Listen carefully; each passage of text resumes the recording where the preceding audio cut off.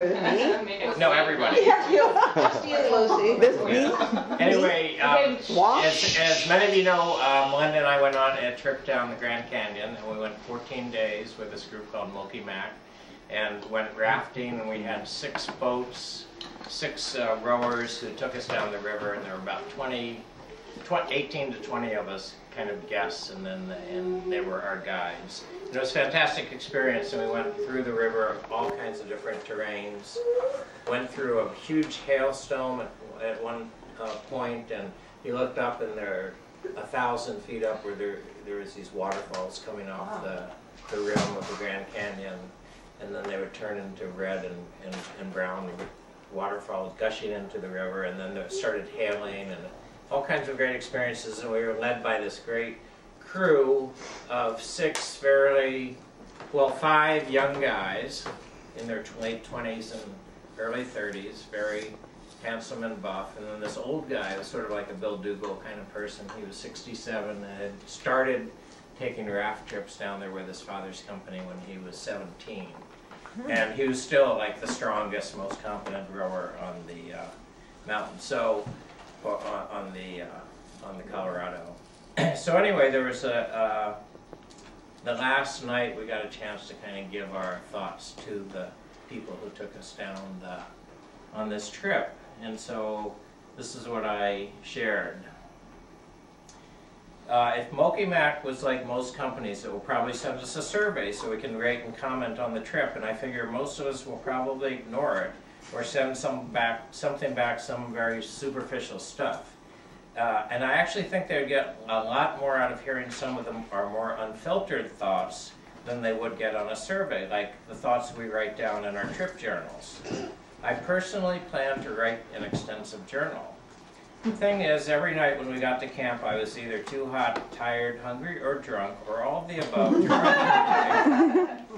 But I realized a bunch of other people writing in their journals would be a lot easier for me to read what they wrote and copy down the good stuff. So that's what I did. Now, I know journals are very personal and confidential, so I want to tell you all that out of respect for privacy. I didn't tell anybody I was doing this. So, just about everybody wrote about food. Everybody liked the food. They thought it was great, but some were more obsessed than others. One person wrote down just about everything they ate. They started out their journal by saying, "Finally, I'm on a 14-day wilderness experience. It'll be a great time to shed a few pounds and get into shape." Then for each day they wrote what I did and what I ate. What I did: got up, packed my tent, got in the raft, sat, bailed, had lunch, sat, bailed, hiked to a waterfall, soaked in the water, had a nap, got back in the raft, sat and bailed, got into camp, put up my tent, set up a chair, watched the cooks cook. And this is what I ate: breakfast, granola, and this is actually true. Breakfast, granola, yogurt, cheesy grits, French toast, 4 slices of bacon, some grapefruit, apples, and oranges. Lunch, PB&J sandwich, Pringles, and an Oreo cookie. A sandwich with ham, salami, turkey, mustard, mayo, lettuce, tomato, avocado, and red onions. Pickles, peppers, and olives. Some more Pringles, 1 or 2 more cookies, and a Tootsie Roll Pop. Supper: cream of mushroom soup, goat cheese and crackers, smoked oysters, that was the appetizer, a pork chop, pasta alfredo, salad with hearts of palm, homemade applesauce, green beans, 1 more pork chop, pound cake, strawberry syrup, and whipped cream. I wonder how many pounds I lost today. A lot of people talked about what they were learning, all about history, geology.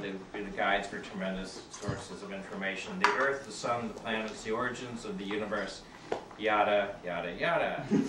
Here are some of the comments they made. There's so much to learn. Our guides are incredibly knowledgeable. We're learning everything about the Grand Canyon, the names of every rock and rock formation, all the flora and fauna. It gives fresh meaning to the phrase, "My eyes are glazing over." DUDE, deposit, uplift, downcutting, and erosion. I'm pretty sure those are the answers, but I'll be damned if I can remember what the question was. The Anasazi Indians. The Anasazi Indians were independent, This was the original Aborigine people there. They were independent, resourceful, spiritual. They built a strong economy based on agriculture, manufacturing, free trade. Later, the pressures of overpopulation, climate change, scarcity, and a global economic recession took their toll, and they turned to delusional thinking, greed, infighting, and rumors have had it, cannibalism. I'm sorry, I've gotten that confused with the Republican Party. Never mind. A whole lot was written about the boatmen. Everybody liked the boatmen. One person, however, took it extreme and rated each one of them, apparently on their suitability for marriage. And I thought this was kind of weird since she was already married. And as an aside, I don't happen to think that forgetting your 25th anniversary is a reason for someone to start thinking about marital alternatives. Not that I'm saying Melinda wrote this. It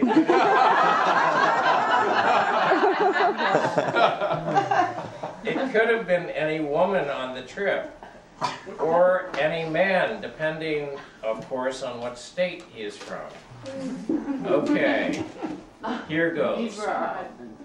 Will, pros, and this is a rating of each of the boatmen, and Will was the guy who rowed down and carried all of our baggage and equipment and extra paraphernalia, and also all the stuff they removed from the biffy. Pros, tall, handsome, great. Oh, and I should tell you, they were not only boatmen, but they were musicians. So it was this incredible trip where they would play music every night, and then they would give us these great concerts. Tall, handsome, great musician and an entertainer. This man really has his shit together. Actually, this man really has our shit together.